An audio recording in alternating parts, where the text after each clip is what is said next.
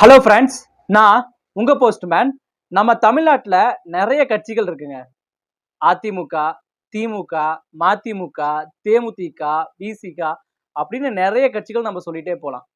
இந்த கட்சிகள் எல்லாத்துக்குமே இடையில இருக்கிற ஒரு ஒத்துமை இருக்கு. அது என்னன்னா பெரியார் அப்படிங்கிற ஒரு ஜாம்பவான்ங்க. பெரியார நம்ம எல்லாருக்குமே பிடிக்கும். அதே மாதிரி இந்த தேமுதிகல இருந்து விசிக வரைக்கும் எல்லா கட்சிகளுக்குமே பெரியார ரொம்ப ரொம்ப பிடிக்குங்க. மக்கள் சந்தானத்தை பார்த்து என்ன சொல்றாங்கன்னா, சந்தானத்துக்கு கொஞ்சம் கூட அறிவே கிடையாது. சந்தானம் எதுக்குமே ஒர்த்தான ஆளே கிடையாது. சந்தான படத்துல நடிக்கிற நடிகர், நடிகை எல்லாத்துக்குமே அறிவே கிடையாது. இதுக்கு முன்னாடி சந்தான படம் ஒண்ணு வருதுங்க.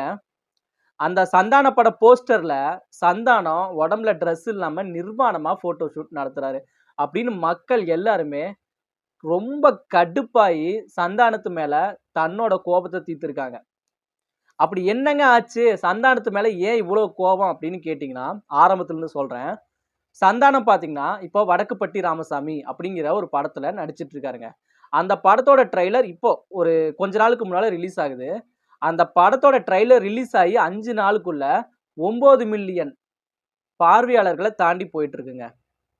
சரி, இந்த படத்துல அப்படி என்னதான் பிரச்சனை அப்படின்னா, சந்தானம் பாத்தீங்கன்னா இந்த படத்துல சந்தானத்தை பார்த்து ஒருத்தர் கேட்கிறாரு, ஏப்பா ராமசாமி, இந்த ஊர்ல சாமியே இல்லைன்னு சொல்லிட்டு தெரிஞ்ச ராமசாமி தானே நீ அப்படின்னு சந்தானத்தை பார்த்து ஒருத்தர் கேட்கிறாரு.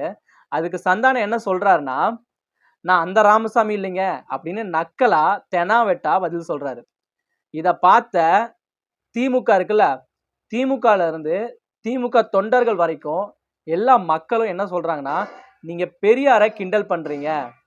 பெரியார் தான் எங்க எல்லாருக்குமே ஒரு ஜாம்பவான், ஒரு ரோல் மாடல். ஆனா நீங்க அவ்வளோ பெரிய ஆளையே நீங்க கிண்டல் பண்ற அளவுக்கு நீங்க ஒர்த்தே கிடையாது அப்படின்னு சொல்லியிருக்காங்க.